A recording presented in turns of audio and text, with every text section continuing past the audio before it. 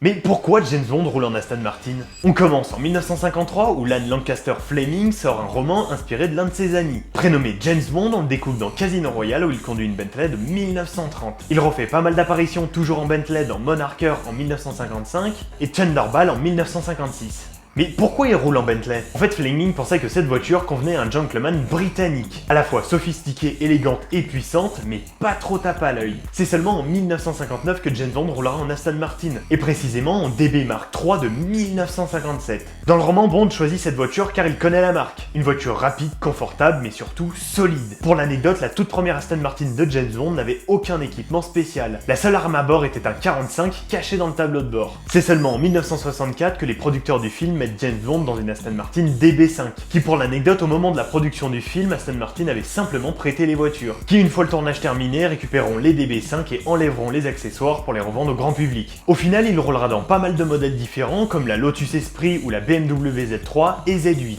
Mais Aston Martin restera dans son ADN. À chaque film, les voitures évolueront, mais l'Aston Martin DB5 restera une icône intemporelle. Et dernière anecdote que je place juste ici, 007 a une signification assez particulière. Les deux 0 signifient qu'il a l'autorisation de tirer sans l'autorisation au préalable. Et le 7, qui veut dire qu'il est le 7e agent. Fleming a puisé cette inspiration de ce matricule d'une communication interceptée pendant la guerre entre Berlin et Madrid. Si tu aimais cette histoire, n'oublie pas de t'abonner et commenter, ça m'aide énormément.